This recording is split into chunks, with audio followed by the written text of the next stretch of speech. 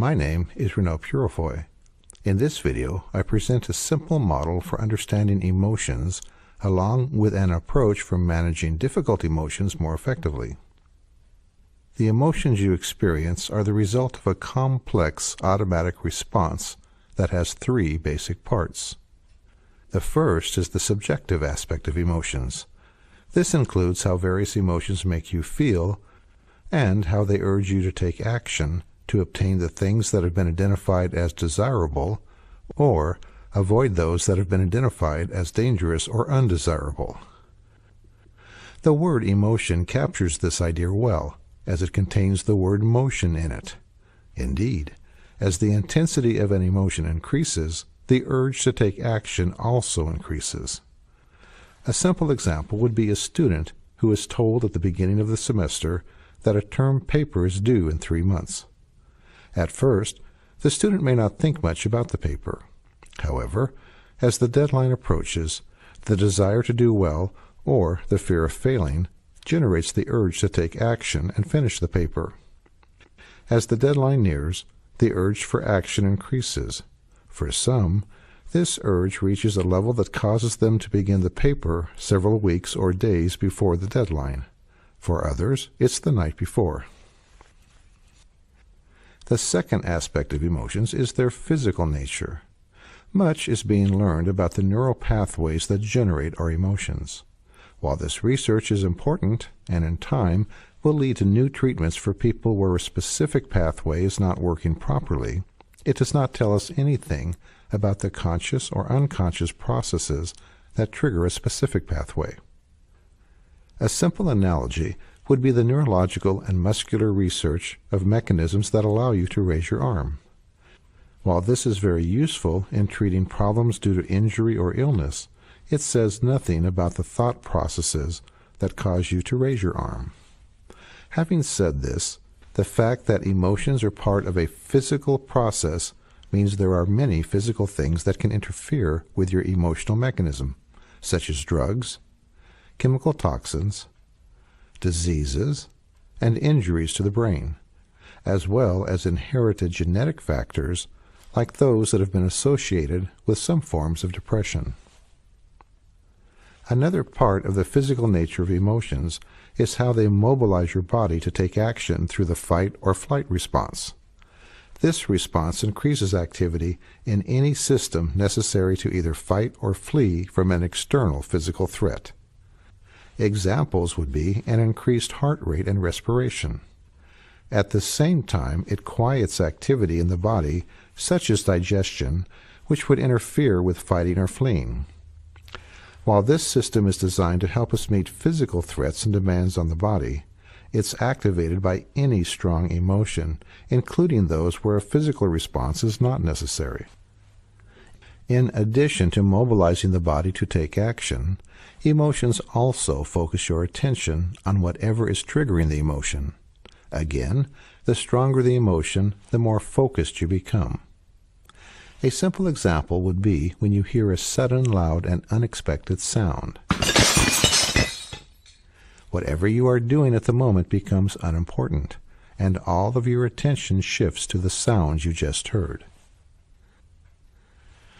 The third aspect of emotions is their mental component. This includes the role that both your conscious thoughts and unconscious mental processing play in generating emotions, as well as how emotions in turn affect your thoughts and mental processing. This process can be diagrammed as follows. An event occurs. Your brain makes an interpretation based on your beliefs and past experiences as to whether a need has been satisfied, a threat has been perceived, or a loss has occurred. This interpretation then triggers the corresponding emotion, which then urges you to take action. The action may simply be a thought, or it may also include physical actions. Now, most of your interpretations of events occur very quickly at an unconscious level. However, you are usually only aware of the event and your emotional reaction to it. This makes it seem like the event caused the emotion, when in fact it was your interpretation of the event. Thus, statements such as "you made me angry" or that made me sad are inaccurate. It is not the person or event that made you angry or sad, but your interpretation of it. That's why different people interpret and then react to the same event differently. For example, when it rains, some become excited and enjoy the rain, while others become depressed or even angry. Each one is reacting to the rain differently because of interpretations based on a different set of beliefs and past experiences. Because of this, the key to changing how you react to a given type of situation is often found in changing the beliefs that trigger it. It's beyond the scope of this video to go into this in detail. However, the relationship between beliefs and your emotions is explored more fully in the video Core Beliefs. As we look more closely at the various interpretations that generate emotions, we see that the satisfaction of a need triggers the various positive emotions such as joy, satisfaction, and excitement. A threat triggers anger or fear, and a loss triggers sadness. Keep in mind that the words anger, fear, and sadness, as used in this presentation, represents a broad range of emotions. Anger can range from irritation to rage. Fear can range from simple apprehension to panic. And sadness can range from mild disappointment to deep depression. While researchers tend to subdivide emotions into more groups than these, it's easier to apply this model to daily life if we keep it simple and just use these three general groups. Because emotions are generated through physical neural pathways, there are several everyday factors that can interfere with how a normal, healthy brain interprets events and trigger exaggerated emotions. The most common ones are illness, hunger, and fatigue. When you are ill, hungry, or fatigued, your brain doesn't function as well as it normally does. This causes your thinking to become more black and white. Little things that are normally of little importance can take on an exaggerated importance and cause you to overreact. This is why it is wise, when possible, to delay important decisions until a time when you are rested and feeling well. Now, while most of our emotions are generated through this process of interpretation, there are some important exceptions. Some emotional responses seem to be hardwired into us, like the excitement felt when seeing an attractive member of the opposite sex, or the panic experienced when you cannot breathe. Another important type of emotional response that does not fit this model is something called conditioned emotional responses, which are explored in the video titled Emotional Triggers. These are automatic responses such as how you react to a loud sound or the smell of your favorite food. Emotions also play an important role in nonverbal communication by adding information to what is said through subtle variations in facial expressions, tone of voice, posture, and gestures. When I say, "I love you," "I love you," "I love you," you understand the different meaning of each of these statements without an explanation. The most remarkable thing about this ability to communicate nonverbally through emotions is that you were born with it. We know this because people who are born blind have the same basic emotional expressions as people who see. In addition, while we can modify our behavior and expressions for weak emotions, strong emotions produce the same basic facial expressions in everyone, no matter what culture or place they are from. In addition to all of this is the role that emotions play in helping your mind sort important information and experiences from the less important. Information and experiences that are important get an emotional stamp that may be positive or negative. The stronger the stamp, the more this information or experience is used to interpret your world. To understand how this works, consider a person who is learning to drive. This person can read about driving and watch videos.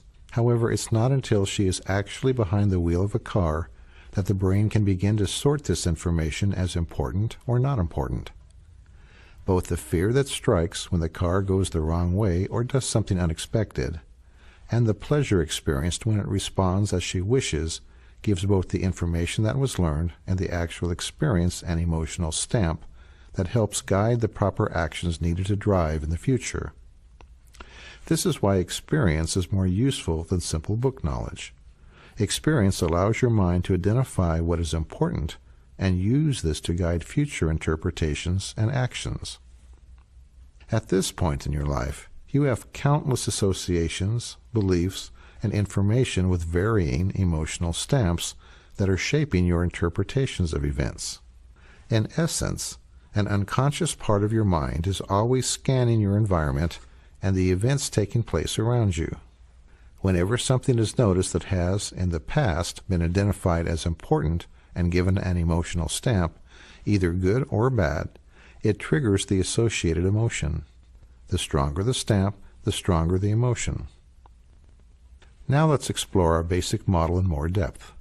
As already stated, there are three general interpretations that can be made of the events taking place around you. A need has been satisfied that generates various positive emotions. A threat exists that would generate either anger or fear, or a loss has occurred that generates sadness. Since positive emotions usually do not cause problems, this video will focus on interpretations involving a threat or loss. When a threat is perceived, the main thing that determines whether you will experience fear or anger is whether or not you think you will be able to manage the threat. If the threat is seen as manageable, you tend to experience anger and are motivated to eliminate the threat. If the threat is seen as unmanageable, you experience fear and the desire to escape from the threat. Keep in mind that your interpretation is subjective and based on your experiences in the past as well as your present beliefs and expectations. Thus, people often misinterpret events and see a threat or loss where none exist. This explains many of the inappropriate emotions that people experience. These are emotions that are overly intense or an illogical response for a particular situation. A simple example would be spilling a drink while dining with friends. For some, this is a major threat because of what they perceive others might think. For others, it's only a minor inconvenience of little importance. Now, let's look at some general guidelines for managing difficult emotions that seem overwhelming, puzzling, or cause you to respond inappropriately. If you are in the middle of an intense emotion and it's possible for you to do so, go to a place where you can be alone and go through the following steps. Otherwise, take time as soon after the event as is convenient to go through them. The first step in managing your emotions effectively is to accurately identify what you are feeling. For most, this can be done by simply taking a moment to ask yourself, what am I feeling right now? As you identify your emotions, use words that describe true emotions, such as angry, anxious, afraid, sad, or depressed. People sometimes avoid feeling unpleasant emotions by describing them with vague words that describe events rather than emotions. 4 common ways this is done is to use the words upset, confused, helpless, or frustrated in place of words that describe actual emotions. Saying I'm upset simply means I'm feeling a strong emotion. Identify the emotion. Is it anger, fear, or sadness? Saying I'm confused means you don't understand something. What emotion does your confusion generate? Anger, fear, or sadness? Saying I feel helpless means events are out of your control. What emotion does not being able to control events generate? Anger, fear, or sadness? In the same way, saying I'm frustrated means that events are not turning out the way you wanted them to. What emotion does not getting what you want generate? Anger, fear, or sadness? If you find it difficult to identify what you are feeling accurately, take some time to identify recent times when you have experienced different emotions and note how you have behaved. For example, think of a time when you know you were angry and recall how you talked, the words you used, the tone of your voice. Note also your behavior. How did you act that was different from your normal behavior? Now, whenever you notice yourself talking like this or acting in a similar manner, it's a signal that you are experiencing anger. Do this for times when you were anxious or fearful, as well as for times when you were sad or depressed. Additional information on this can be found in the video Emotional Triggers. The next step is to identify what triggered the emotion. Usually, you only need to ask yourself, what did I want in this situation? Or, if I could control events, what should have happened? As you describe what you would have liked to have happened, identify the specific need or want that was frustrated or the loss that occurred. For step 3, ask yourself if the level of the emotion you experienced was appropriate. Going into a rage over a minor threat is inappropriate. In addition, did your response fit the situation? Was it logical? Experiencing anger or fear where there is no threat is an inappropriate emotional response. On the other hand, some level of anger or fear is appropriate if there's a real threat. Likewise, sadness is an appropriate response to loss. If the emotion was both logical and at an appropriate level of intensity, go on to the next step. If not, stop and determine why you responded inappropriately. The following 3 questions will help you with this. Were there any hidden needs generating this emotion, such as the need for others to like me, the need to control others or events, the need to be right, or the desire for revenge? What core beliefs influenced me in this situation? For more on this, see the video titled Core Beliefs. Was this a conditioned emotional response? For more on this, see the video titled Emotional Triggers. If your emotion was both logical and at an appropriate level, the next step is to ask yourself, were the actions I took appropriate? If you are not sure, talk to someone you trust who you feel has good judgment. This might be a friend, counselor, or pastor. An objective third person is often helpful in looking at your behavior more realistically.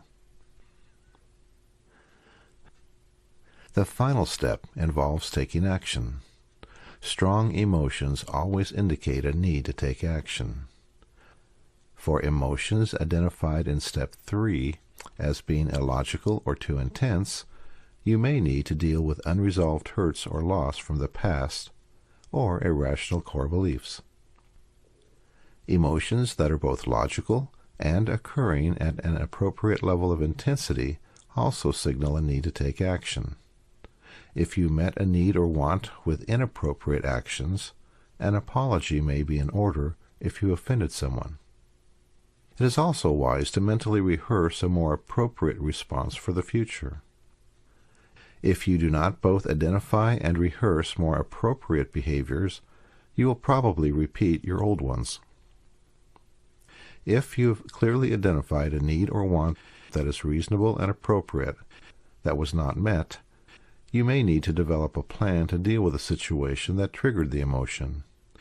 This might call for setting limits or confronting someone, or it might require you to make a change in your life, such as pursuing something your heart desires that you've been ignoring, or finding a new goal or purpose.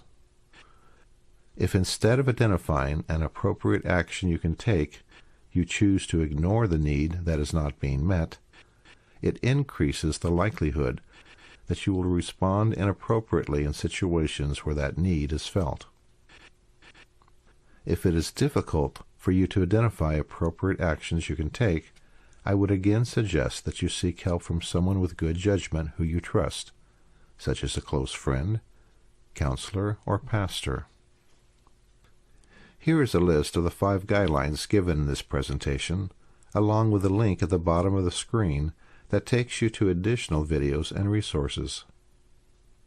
Thank you for viewing my presentation. I hope it has helped you understand emotions more fully and provided you with a way to manage them more effectively.